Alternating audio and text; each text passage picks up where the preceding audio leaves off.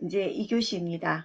그래서 이제 성인학습 이론에 대해서 여러분들 주의와 관련성, 자신감, 만족감을 주게 되면 결국엔 어때요? 학습자들의 동기가 강화되고 또 이러한 동기 강화를 통해서 결국에는 HRD 교육훈련의 운영이 그야말로 극대화될 수 있다. 이렇게 이제 볼 수가 있습니다. 자, 그러면 다음은요. 이게 말을 안 듣네. 예. 다음은 성인학습을 고려한 여러 가지 교수 방법입니다. 그 중에서 게리 네너트가 말하는 9가지의 성인학습 원리가 있습니다. 자, 성인학습의 원리 첫 번째가 근접성의 원리입니다. 우리가 이제 항상 이제 이 원리를 알게 되면 훨씬 더 어때요? 우리가 하고자 하는 것에 도달하기가 쉽겠죠. 그래서 성인학습을 성인을 대상으로 하는 이 학습에 대해서 동기를 부여하고 또 기대에 대한 그 효과, 학습의 효과를 최대로 높이기 위해서는 이러한 여러 가지 원리들을 이용을 해야 되겠죠. 근접성의 원리. 근접성의 원리는 나중에 학습한 내용이 가장 잘 기억되는 원리입니다. 마지막에 배우는 게 가장 잘 기억된다는 거예요. 그래서 마지막에 중요한 내용을 정리하는 시간을 가지도록 해야 한다는 겁니다. 그리고 적합성의 원리, 교육이 학습자의 니즈에 잘 부합해야 한다는 원리입니다. 여러분들도 뭡니까? 공부를 해보면 내가 필요한 것, 내가 원하는, 나에게 필요한 이런 학습 내용이면은 여러분들이 훨씬 더 어때요? 수업을 들으면 머릿속에 더 잘 들어오겠죠. 그래서 이제 바로 적합성의 원리인데 니즈에 잘 부합해야 된다. 그래서 학습자들이 가장 필요하고 적절한 내용이 가장 효과적인 방법으로 제공되어져야 한다는 거죠. 그러니까 가장 필요한 학습자들이 원하는 걸 가장 효과적인 방법으로, 가장 교육에 있어서도 교육적인 방법도 방법론도 가장 효과적인 방법으로 제공이 되었을 때 바로 가장 적합한 교육이 되어서 결국에는 성인학습자들이 그 부분에 대해서 이제 열심히 공부하게 되고 또 그게 학습 효과가 커진다 이 말이 되겠죠. 그 다음에 동기부여의 원리, 앞에서도 우리가 동기부여 이야기를 했는데 스스로 동기부여되지 않은 성인학습자에게 자기 주도적인 노력을 기대할 수 없다는 의미로 교수 설계 과정에서 성인학습자들의 동기를 고려해야 한다는 거예요. 그러니까 성인학습자들에게 동기부여를 해야 된다는 겁니다. 스스로 자기가 나는 내가 너무 모든 게 필요하고 좋고 이게 해서 온다면 다행이겠지만 여러분들 같은 경우는 뭐예요? 우리 과에 오게 된 게 IT융합학과에 내가 이 과에 꼭 와야 되고 또 뭔가 공부 굳이 안 해도 되는데 온 거는 뭡니까? 동기부여가 다 돼서 오신 거잖아요. 그러니까 어쨌든 간에 내가 원하는, 내가 원래 하고자 했던 그 목표를 위해 가지고 하게 된다는 거죠. 근데 회사는 어떻겠어요? 회사에서 하는 교육은 우리가 이제 여러 회사들 보면 연수원이 있잖아요. 그 연수원을 이렇게 운영을 하는데 연수원에서 운영하는 이 교육을 다 열심히 듣는 건 아니라는 거예요. 그리고 어떨 때는 나는 연수원에 가기 싫은데 가야 될 수도 있고 그런 거죠. 그렇기 때문에 이런 동기부여를 해줄 필요가 있다라는 겁니다. 동기부여를 해줄 수 있는 그게 이제 교육훈련 기관에서 그런 것들을 해야 한다는 겁니다. 저도 이제 가끔씩 연수를 가거든요. 연수를 가면 제가 원하는 연수는 열심히 합니다. 근데 진짜 가기 싫은 데도 있어요. 근데 가야 하는 거예요. 이게 뭐 의무교육이라든가 이런데 그러면 어떻게 되겠습니까? 동기부여가 안 되는 거죠. 그러면 그 동기부여를 내 스스로 해서 가게 되면 자기 주도적인 노력 학습을 할 수 있는데 안 되면은 이건 내가 어떻게 되나요? 누군가가 이 수업을 안 들으면 안 되고 어떤 동기부여를 해줘야 된다는 거죠. 그래서 동기부여의 원리가 정말 뭡니까? 성인학습자들을 위해서 필요한 거다. 그 다음에 우선성의 원리입니다. 일반적으로 처음 들은 이야기가 오래 각인되고 교수의 첫인상이 중요하다는 원리입니다. 그래서 수업의 첫 도입부가 중요한 학습 성패의 조건이 되기도 합니다. 뭡니까? 근접성의 원리와 어찌 보면 우선성의 원리가 약간은 충돌하는 면이 있습니다. 나중에 학습한 내용이 가장 잘 기억되기도 하기 때문에 마지막에 중요 내용을 정리를 해줘야 됩니다. 이 말도 맞습니다. 그리고 우선성은 또 뭡니까? 제일 처음에 왔을 때, 그 학습 교수자가 아주 이제 강한 인상을 줘야 된다는 거죠. 그래야지 뭡니까? 처음 들은 이야기가 오래 각인되고, 아, 이 수업 들어야 되겠다. 뭐 이런 이제 이 강의 들어야 되겠다. 이런 생각이 들게 한다는 거죠. 그래서 우선성의 원리, 이게 약간은 이제 근접성과 우선성이 부딪히는 것 같기도 하지만, 어쨌든 이제 처음과 끝이 굉장히 중요하다라는 원리고요. 상방향 의사소통의 원리입니다. 교수자의 일방적인 강의가 아니라 학습자가 참여하는 상방향 의사소통이 학습의 효과를 배가시킨다. 라는 거죠. 그래서 다양한 토론 방식을 활용하는 것이 바람직합니다. 지금 우리가 온라인 강의를 지금 하고 있는데요. 어때요? 이거는 쌍방향이 아니고 굉장히 일방적인 강의죠. 그러니까 여러분들은 힘드시죠? 압니다. 예, 저도 어떤지 아세요? 여러분들이랑 이렇게 소통을 하면서 강의를 해야지 저도 자연스럽기도 하고, 또 여러분들한테, 여기 뭐 어떤 내용에 대해서 질문하고, 그걸 좀 답을 통해서 우리 이 교육을 듣는, 수업을 듣는 학생들이 어느 정도를 알아듣고 있고, 또, 어느 정도의 수업의 어떤 그 레벨을 맞춰야 되는가, 이런 것들을 해야 되고, 또, 이 부분에서는 못 알아, 좀 뭔가 더 많은 설명이 필요하다, 이런 게 와닿아야 되는데, 지금 굉장히 일방적으로 제가 강의를 하잖아요. 그러니까, 저도 힘들고, 이제 이 수업을 듣는 사람들도 힘드는 거죠. 그러니까, 제가 처음에 이제, 여러분들 기억하시는지 모르겠지만, 2주차인가부터 제가 그냥 목소리만 넣는 그 PPT 교육을 했었잖아요. 근데 그건 정말 더 답답한 거예요. 제가 더 답답한 거죠. 이건 뭐냐면 상방향 의사소통의 원리예요. 성인 학습이든 모든 학습은 상방향 의사소통이 되어야지 된다라는 게, 이게 교육의 원리입니다. 학습의 원리예요. 근데 그 원리가 지금 원래 지금 위배되는 그런 지금 교육을 우리가 하고 있죠. 그러다 보니까 아마 여러분들도 좀 힘들고 저도 힘들 것 같아요. 조금만 견뎌봅시다. 이 수업도 제가 보니까 좀 적응이 되면은 나아질 것 같아요. 예.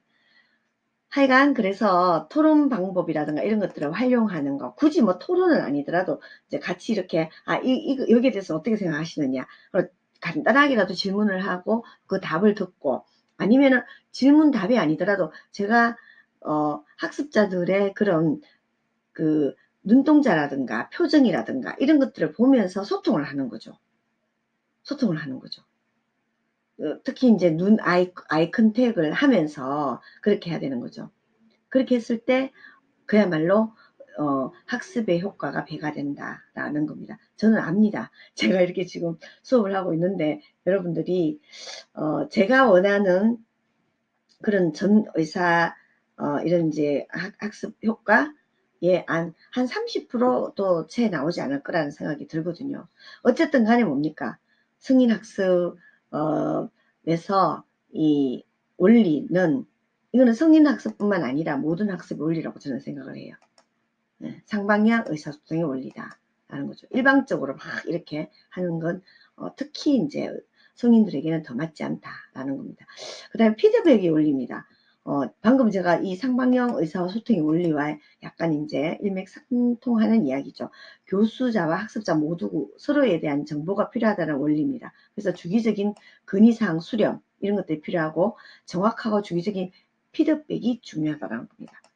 그래서 여러분들 이 수업에 대한 피드백은 지금 이제 토요일날 1시부터 2시 반 사이에 이 수업을 들으시고 그때 같이 피드백을 나누도록 합시다. 이 원리를 우리는 이해를 하고 있기 때문에 이 원리에 맞게 하는 게 필요한 것 같아요. 그렇게 한번 해보도록 하고요. 그 다음에 참여학습의 원리. 성인학습자들은 능동적으로 참여할 때 더욱더 많은 배움이 일어난다는 원리입니다. 그래서 다양한 교수 기법을 활용해서 학습자들의 참여를 높일 필요가 있습니다. 요즘은 이제 막 일방적인 강의보다는 퍼실리테이션이라고 해서 그냥 교수자는 그냥 입금만 해주는 거예요. 끌어주기만 하는 거예요. 그리고 던져주면 그걸 학습자들이 이제 이어가는, 이게 이제 퍼실리테이트의 이제 역할이다, 이렇게 이야기하거든요. 교수자는 옛날에는 막 이렇게 강의하고 가르치고 이런데 그게 아니라 지금은 어떤 입금 퍼실리테이터의 역할만 하면 된다, 이렇게 이제 이야기하기도 합니다. 그래서 참여학습의 원리, 저도 이거 굉장히 좋아요. 참여학습 하면은 교수들은 좀 편하겠죠, 그죠? 학생들이 머리를 많이 써야 되고, 또 학생들이 자기 여러 가지 이제 기술들이 필요한 거죠. 우리 브레인스토밍도 필요하고, 또 이제 또한 교수들은 어떠냐면, 교수자 같은 경우에는 이런 많은 것들을 끌어내기 위한 학습하고 있는 성인 학습자들이 가지고 있는 특성들 중에서 가지고 있는 많은 것들을, 경험이라든가 이런 것들을 끌어낼 수 있는 그런 기술들이 이제 필요하다라고 볼 수 있습니다. 그 다음에 다중감각 활용의 원리입니다. 학습자들이 오감을 충분히 활용해서 학습할수록 학습 효과성이 높아진다는 원리입니다. 그러니까 여러분들 그냥 옛날에는 막 판사하고 막 이랬잖아요. 근데 지금은 어때요? 그야말로 온갖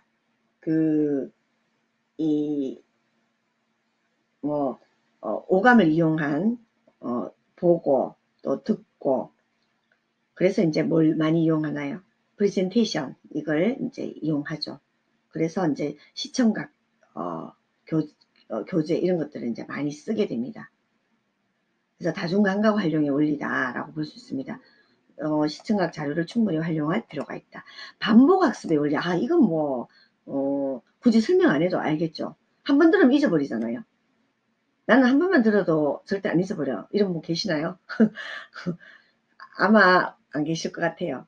우리는 이제 계속 들어야 됩니다. 반복의 원리. 그래서 말 그대로 반복을 자주 한 학습, 연습을 많이 한 내용일수록 기억이 오래 가고 숙련도가 높아진다라는 것. 그래서 반복 학습을 할 수 있는 기회를 많이 만들어 주어야 만드는 게 필요합니다. 특히 이제 성인 학습 같은 경우에는 아까 앞에서 말했지만은 성인들이 가지고 있는 특성이 어떤 게 있나요? 신체적으로 좀 노화되고 뭐 이런 것들. 그러다 보니까 한 번 들어가 잘 모르고 여러 번 들어서 여러 번 들으면 이제 이게 보통 우리가 각인이라고 하잖아요. 각인이라고 하고 또 이제 낭독하고 복창하고 그러면서 이제 이게 오래 이제 기억되고 또 숙련도가 높아진다. 그래서 반복 학습이 굉장히 중요합니다. 그러니까 저는 여기에 나오는 원리 중에서 근접성의 원리, 가장 나중에 학습한 게 오래 간다. 또 뭡니까? 우선성의 원리. 이걸 제일 처음 했던 걸 또 계속 반복해서 마지막에 가서 또 중요하다라고 이제 강조하고 이럴 때 우리는 그게 기억에 좀 남아있죠. 근데 또 어때요? 이 기억도 오래되면은 잊어지죠. 잊혀지는데 그게 이제 각인이 되게 되면 또 다시 이제 그런 반복 학습을 하게 되면 또 어떻게 된다? 다시 떠오르게 되고 그런 이제 기억들이 다시 살아나게 될 수는 있겠죠. 자, 이렇게 해서 이제 9가지의 성인 학습의 원리를 공부를 했습니다. 근접성, 적합성, 동기부여, 우선성, 상방향 의사소통의 원리, 피드백의 원리, 참여학습의 원리, 다중감각 활용의 원리, 반복학습의 원리. 자, 이렇게 이제 9가지 원리를 보면 지금 우리 이 온라인 강의는 아주 뭡니까? 성인학습의 원리에 좀 많이 벗어난 그런 학습의 형태다. 이렇게 볼 수 있겠습니다. 빨리 여러분들 만나서 같이 이렇게 상방향 의사소통도 하고 피드백도 하면서 그렇게 공부하고 싶습니다. 예, 다음은 여러 가지 교육 훈련의 방법에 대해서 배워보도록 하겠습니다. 그러면 고전적 교육 훈련의 방법입니다. 집합교육이라고 하죠. 잠시만요. 예, 교육 훈련의 가장 대표적인 방법이 바로 이 집합교육이죠. 이 집합교육은 일터인 근무 현장을 떠나서 연수원 같은 특정 공간에 모여서 진행을 하고요. 기업에서는 어떻게 했어요? 조직원이 역할 수행을 잘 할 수 있도록 이런 이제 꾸준히 정보라든가 지식이라든가 이런 것들을 이제 제공을 하는데, 이런 연수원 같은 특정 공간에 모여서 이제 집합교육들을 많이 진행을 합니다. 가장 이제 좀 무난하기도 하고, 또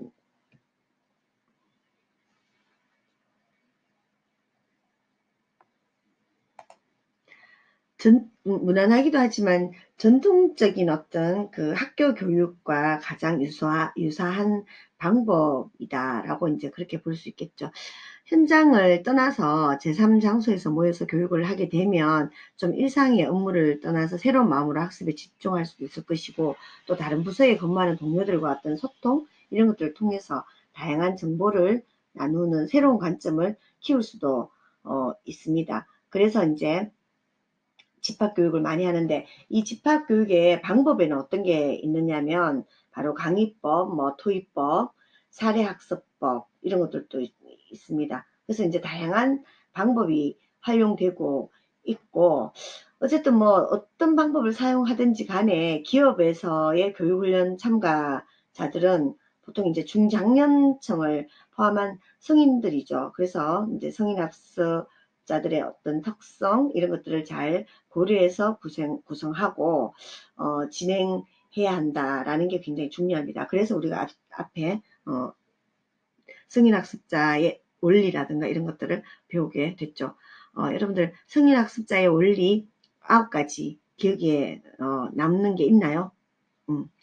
그 원리들을 잘 생각하면서 집합교육에서 활용되는 다양한 교육훈련 방법들을 보도록 하겠습니다. 자, 제일 많이 하는 게 어떤 걸까요? 강의죠. 가장 오래된 어떤 그 교육 방법이다 이렇게 볼 수 있고요. 좀 이제 설명이 중심이 되는 강의법이죠. 그래서 교수자가 학습자들에게 어떠한 사실이라든가 정보, 이런 개념 이런 것들을 전달하는 것을 목적으로 하고 있고요.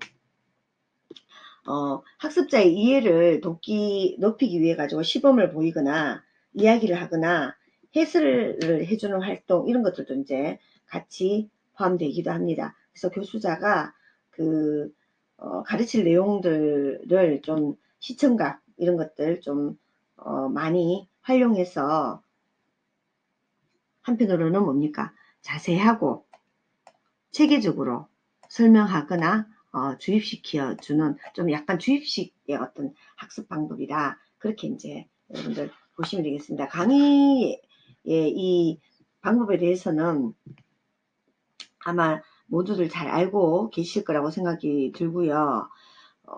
실제 이제 강의의 장점과 단점이 있죠. 장점이 어떤 걸까요? 강의를 막 이렇게 하는 거.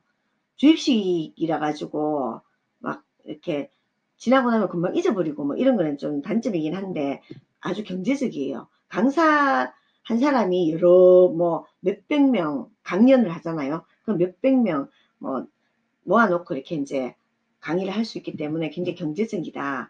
그리고 새로운 지식에 대한 전달 이런 것들에는 이 강의식이 아주 이제 효과적이다라고 볼 수 있고요. 그리고 강사만 뛰어나면 뭐 내용, 방법, 그러니까 강사가 뛰어나다라는 거는 내용이라든가 강의의 어떤 방법 이런 것들이 모두 뛰어나다면은 매우 이제 경제적이고 또 효과적이다라는 이게 이제 장점일 수 있겠죠. 다만 단점이 뭔가요?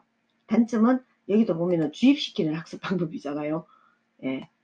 우리 이제 굉장히 이거 많이 했죠. 여러분들도 지금도 이제 강의식 방법들을 많이 사용하고 있는데 어쨌든 주입식입니다. 그래서 학습자들이 좀 수동적으로 된다라는 거고, 그리고 자발성, 창의성 이런 것들을 촉진하지 못한다. 너무 교수자가에게 의존하게 된다라는 겁니다. 근데 특강 같은 거 이런 거 이제 기업 같은데 특강이나 이런 거 가보면 정말로 이 질문하는 거 싫어하거든요. 싫어하고 강의식을 너무너무 좋아합니다. 학습자들이. 왜냐? 귀찮아가지고. 귀찮았어요. 그러니까 한편으로는 뭡니까? 이런 강의가 가지고 있는 단점도 있지만 장점이 있기 때문에 장점이 있기 때문에 학습자들은 좋아하지 않나라는 생각이 들거든요. 그러면서 또 재밌게 해라 이렇게 이야기하거든요. 재밌게 해라. 그러니까 그만큼 내가 뭘 나서 가지고 질문하면은 대답하기 싫고 막 그렇지만 어쨌든 가만히 앉아 가지고 있으면서도 강사가 와 가지고 막 엄청 재밌게 하면서 유익하고 막 이렇게 해주기를 원한다라는 거죠. 그리고 이제 그러다 보니까 유의할 점은 그냥 아주 따분한 강의를 하면 안 되고 여러 가지 이제 다양한 교수법을 활용할 필요가 있고, 그리고 앞에서 말한 성인 학습자들이 가지고 있는 어떤 그 특성 이런 것들을 좀 충분히 숙지하고 그 원리를 알고 강의를 해야 된다라는 거. 그리고 어떤 교수자는 어떤 좀 전문성을 가지고 있어야 되고 어떤 열정 이런 것들이 이제 학습자들이 느낄 수 있도록 그렇게 해야 되는 게 바로 이 강의다라고 볼 수 있겠죠. 그 다음에 집합교육에서 활용되는 다양한 교육훈련 방법은 질문과 대화입니다. 질문과 대화. 배움이라는 것은요, 자신의 내면에서 이해하는 아하 하는 깨달음으로 나타날 때 완성되는 것이다. 그래서 스스로 생각하고 터득하는 것을 자극하는 대화는 굉장히 효과적인 교수 방법이다. 질문하고 대화하고. 그래서 성인들이 자신의 경험과 생각을 설명하게 하고 서로 간에 생각을 교환하면서 깨달음의 수준에 도달할 수 있다라고 합니다. 그러니까 질문과 대화를 통해서 좀 특히 이제 성인들 같은 경우에는요, 경험이 많잖아요. 경험이 많기 때문에 자신의 경험이나 특히 이제 기업이라든가 이런 데서 하는 이런 교육훈련 같은 경우에는 그 내가 이 기업에 있으면서 이 직장에 다니면서 겪었던 여러 가지 또 직장생활의 경험이라든가 뭐 기술도 있을 수 있겠죠. 기술 만약에 그 사무직이라면은 사무직으로서 가지고 있는 뭐 모든 사람들 다 노하우가 있을 거 아니에요. 그래서 내가 이 직장 생활하면서 겪었던 여러 가지 경험 속에서 녹아든 어떤 노하우 이런 것들을 좀 설명하고 그러면서 서로 간에 생각을 교환하고 하는 뭐 이런 게 이제 아주 중요하다라는 거죠. 이게 막 가르치고 강의에서 하나하나를 알려주는 이런 것과는 다르게 서로 이제 그 안에서 질문과 대화를 통해 가지고 아주 커다란 깨달음을 이제 얻을 수 있을 것이다 라고 보는 거죠. 그래서 우리가 질문도 뭡니까? 개방 질문이 있고 폐쇄적인 질문이 있죠. 그래서 폐쇄적인 질문은 yes 아니면 no 밖에 대답을 할 수가 없습니다. 대신에 개방형 질문은 yes, no라는 대답이 안 되죠. 뭐 예를 들면 어떤 게 있나요? 오늘 강의가 어땠어요? 오늘 강의 재밌었어요? 이렇게 하면 어떻게 됩니까? 오늘 강의 유익했나요? 하면 어떻게 되나요? 예, 아니요 밖에 안 되죠. 그렇죠. 이런 질문은 폐쇄적인 질문이죠. 그럼 이런 건 질문과 대화라고 할 수 없습니다. 그러면은 개방적인 질문을 해야 되는 거예요. 여러분들도 제가 오늘 제 강의 어땠나요? 가 아니라 오늘 제 강의 유익했나요? 유익했죠? 이렇게 물으면 어떻게 됩니까? 아니요? 아니면 예밖에 안 되죠. 유익했나요? 하면 여러분들 아니요라고 말할 수 있나요? 안 되죠. 예라고밖에 할 수 없는 거죠. 이런 걸 이제 폐쇄형 질문이라고 하는 겁니다. 그럼 개방형 질문으로 바꾸면 어떻게 바꿔야 될까요? 오늘 강의 유익했나요가 아니라 오늘 강의가 어떠했나요? 라고 묻는 거죠. 그러면은 뭡니까? 여러 가지 답이 나올 수 있는 거죠. 이런 질문을 개방형이라고 합니다. 어떻게 했나요? 내지는 어떻게 생각하시나요? 이렇게 바꾸면 이제 개방형 질문이 되는 거죠. 오늘 갈 건가요? 하면 어떻게 돼요? 오늘 어디 갈 건가요? 오늘 학교 갈 건가요? 물으면 예 아니면 아니요 밖에 안 되죠. 오늘 학교에 가실 건가요 말 건가요가 아니라 어떻게 오늘 학교에 어떻게 오늘 학교 가는 문제에 대해서 어떻게 생각하시나요? 라든가 어떻게라는 말을 넣으면은 개방형 질문이 됩니다. 그래서 질문과 대화를 통한 교육훈련, 교육 방법이 있습니다. 그리고 토의가 있죠. 토의는 서로의 의견을 교환함으로써 각 개인이 해결할 수 없는 문제를 공동의 집단 사고로 해결하는 방법입니다. 그래서 집단 지성이 발휘되는 그게 바로 토의죠. 여러분들 토론하고 토의는 조금 다르다고 할 수 있습니다. 토의는 이렇게 이제 문제를 공동의 집단 사고로 해결하려는 방법입니다. 이게 토의고, 토론은 어때요? 찬성과 반대를 가지고 서로 토론하는 걸 찬성이냐 반대냐, 어떤 이제 사안을 가지고 찬성이냐 반대를 이렇게 서로 토론하는 것, 서로 이야기해서 찬성 한쪽을 설득해내는, 이게 이제 토론이죠. 근데 토의는 어때요? 뜻을 모으는 거예요. 그래서 아주 이제 집단 지성을 찾아내는 거, 이게 이제 토의 방법이죠.